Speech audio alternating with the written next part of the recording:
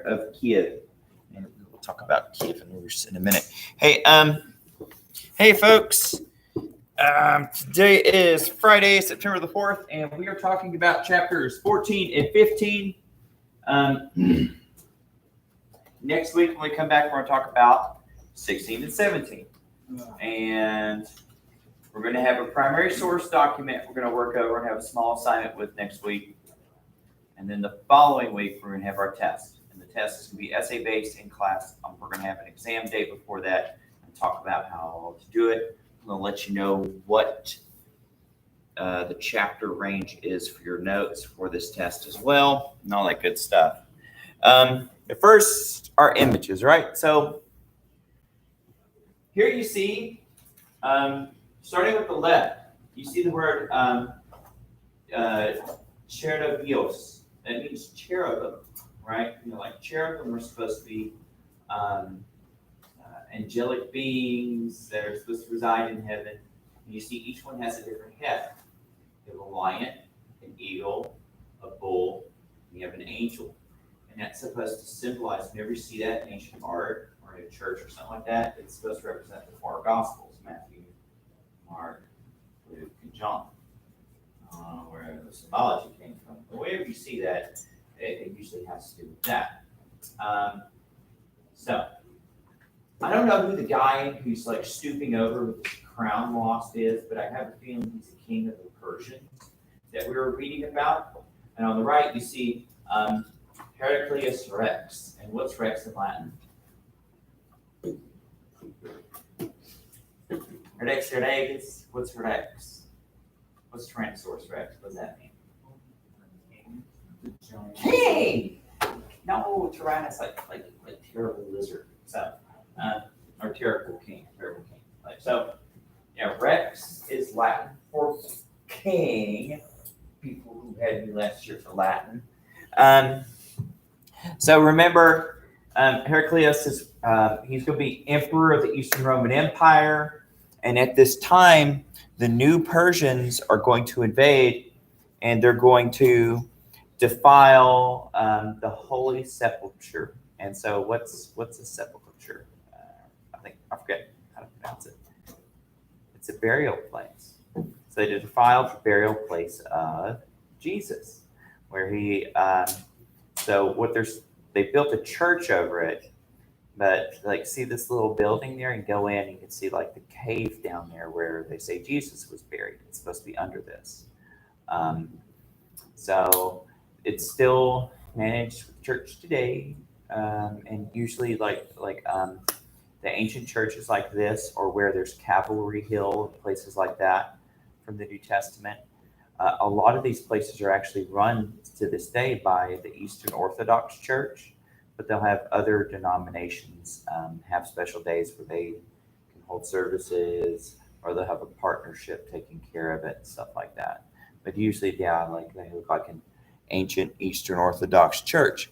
Another thing said that they got the relic of the true cross. So this is a medieval artist interpretation of the true cross. You see, it's all inlaid with gold like that. So that tells us the artist is probably an Eastern Orthodox Greek guy. And so the new Persians ran off with it. And this was a big deal because there's going to be quests to retrieve the true cross for a long time as a holy relic. And later on, when we talk about church reform in Europe, they're going to uncover so many pieces of what people said were the true cross that they said you could have made a whole church out of it. So there's going to be a lot of false true crosses.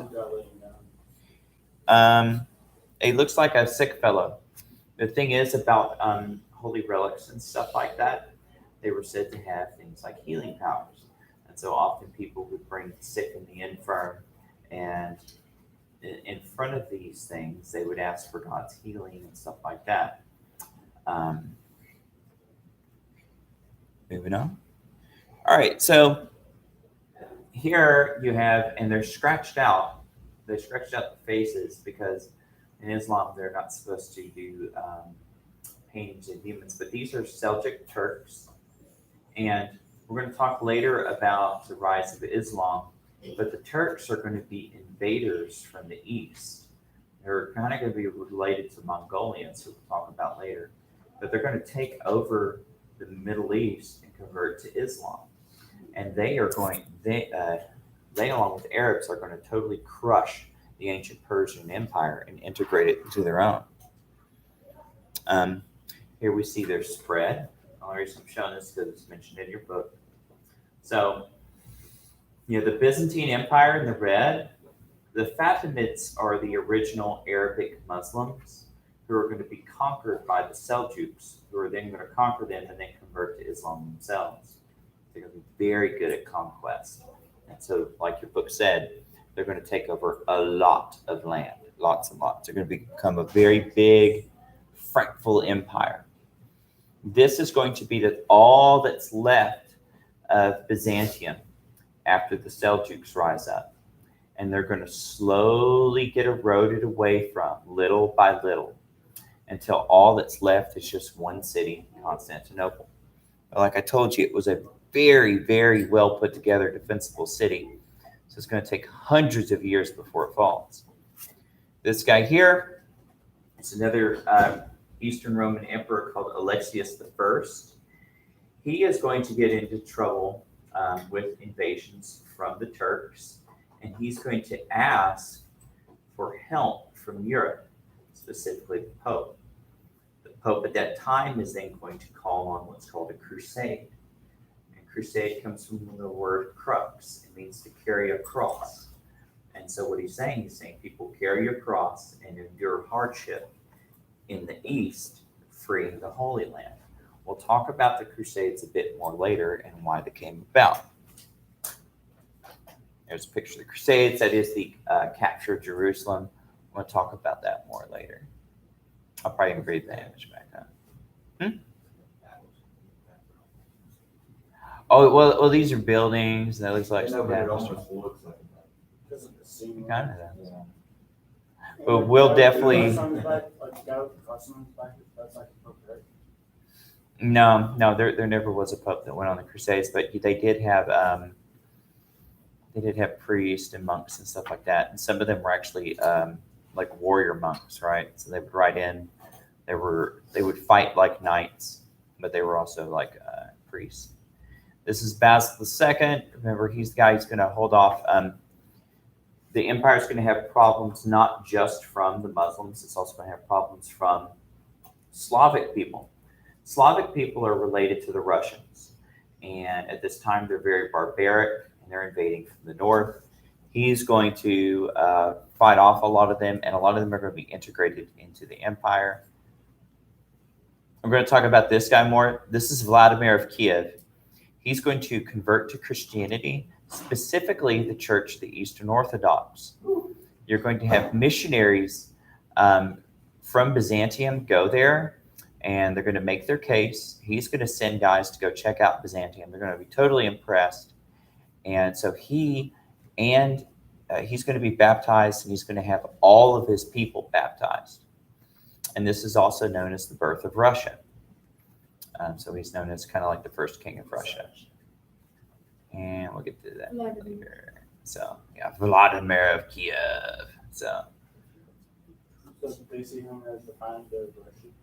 Yeah, he's the founder of what we consider to be the modern state of Russia. Even though really Kiev was more like a city-state. It was like a city with a farmland around it.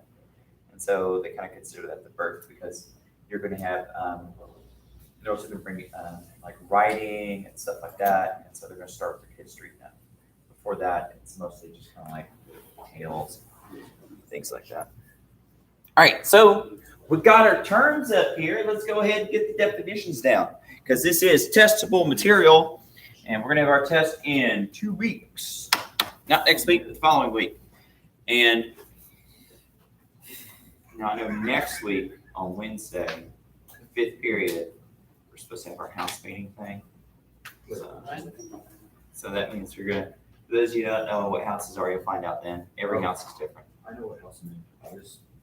What is it? 5th period? No, it's like after Yeah, I don't know what your fifth period is on Wednesdays. What's your fifth period on? It's always the It's always geometry. geometry. Well, you miss out on geometry. So. All right, so separate note. Who is this guy again? He was emperor of Wrong. Eastern Rome. So we'll call him Byzantine emperor.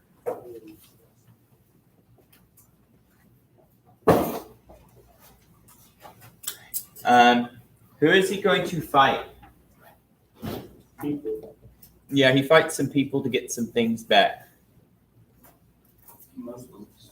No, they weren't Muslim yet. Where did the, Began with a P. the Persians? Persians, yeah. So he fights the Persians because the Persians had invaded and they took some stuff, right?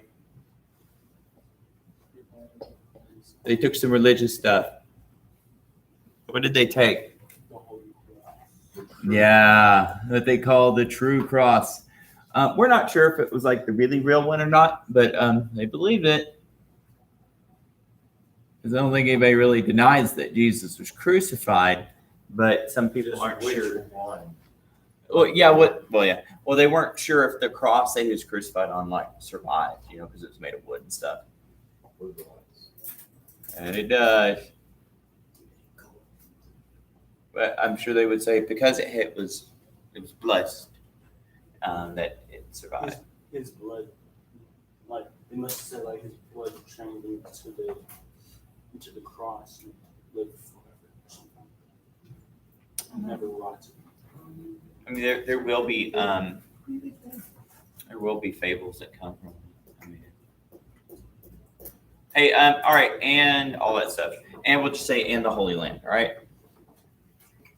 And so we're going to find though that at this time it's the Holy Land to the Jews and the Christians until you have Muhammad. Then it's going to be the Holy Land to the Jews, Christians, and Muslims. But we'll get to that later because the Crusades won't make any sense if we don't know anything about what Muhammad and all that stuff, right? They'll be like, "Who are they fighting?" Well, there's some people. So moving right along. Alexius the First. So that's supposed to be a name. Yeah, it's a name. Like the first Alexius. He was also Byzantine emperor. I'll tell you that much.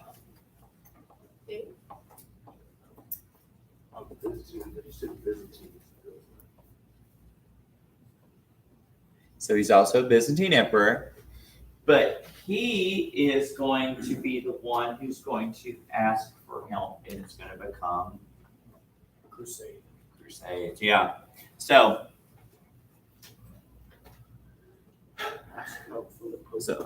yeah, he's going to be losing to the Turks and will ask the Pope in Rome for help. And this will equal First Crusade. Boop. All the way there in the 11th century. So we got that. Check. Now, does anybody remember who the Slavic people were, and they still are? Oh, yeah, they were the, no, They're related to the Russians. yeah, but They're Muslims. Mm-mm. No. Yeah. Here's what we're going to call them. So it's close to Russia, yeah. Eastern European.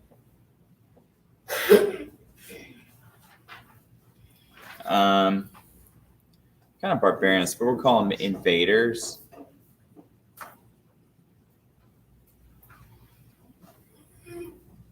Who settled the region, and they're still there today. And by the region, I mean like today, these would be countries like Kosovo, Czechoslovakia, just a lot of like Eastern European countries that a lot of Americans don't ever think about, right? So, but yeah, linguistically and culturally and religiously, they're related with Russia. And so even today, Russians and Slavic people in Eastern Europe get along or don't get along. Depends on if they want independence or not. Depends on if they're sober or not. I don't know about that one. Well, Well, I mean, culturally speaking, yeah, Russians, like, to be Russian is to be alcoholic, basically. Like, they have really bad problems with drinking. Really bad problems. Yeah, Basil the Second. So, these names here, you will not have to really worry too much about them for your test. But what I want you to know is the story. The story is that Byzantium is always on the defensive. It's super rich. They hold out, but they're constantly being invaded. Now, Basil II, he's going to have more invaders. And what invaders? Yes. Yeah. And he's going to stop these invaders. And they begin with a B. They're the Bulgarians. Bulgarians, yeah, and they're going to stick around too. So Eastern Europe, the Byzantians are going to, the Byzantines are going to defeat them, then they stay. Defeat these other guys, they stay. Defeat these other guys, they stay. It's kind of like a pattern. Yeah, yeah.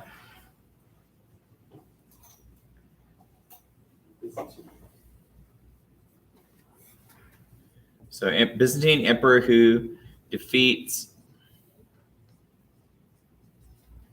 Bulgarian invaders. So once again, barbaric people come in, they got to stop them. And you don't have to worry about too much about who Bulgarians are. They're another Slavic people. They're barbarians. They fight. Then they're allowed to stay. They become Christians. And through a long time later on, they're going to be used as like mercenaries and stuff like that through various countries and stuff. So, last one, not Vlad the Impaler, but Vladimir of Kiev. So, Impaler. yeah, the real Dracula, Vladimir the Impaler. We'll get to him later then. So, Oh, yeah. what? Well, I mean, yeah, if you impaled him, that won't happen. But he was cold. He was cold. But some said he had to be cold. So, Armed methods of government. he will. Yeah. Okay. He's going to adopt some things. It's only been guys talking. Yeah, Kimberly. Hey. What did I say he did for him and his people? They converted to Christian. There you go. All right. So, yeah, we're going to say. All right. So.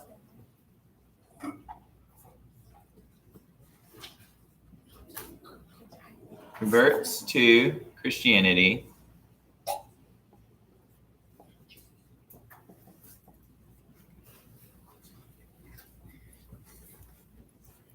And connects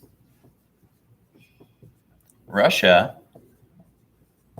So this is how Russia becomes Christian. With Constantinople, which is the Byzantine capital.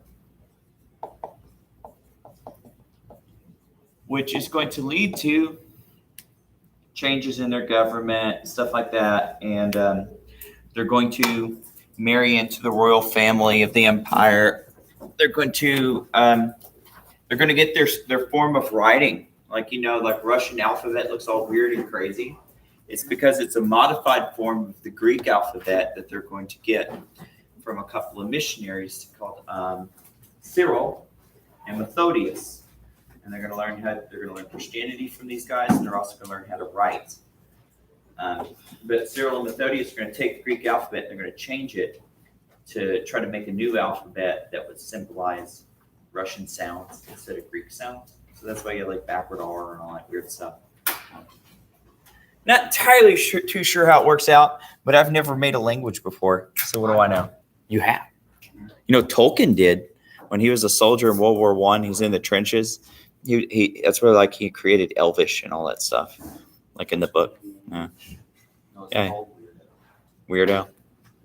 Because literally, you take the letter and the way it sounds and spell it out and write words with that. Oh, that's like phonetic. My uncle speaks Pig Latin. Pig Latin. Yeah. Ixnay on the. It's like Yeah. Sue Weddle.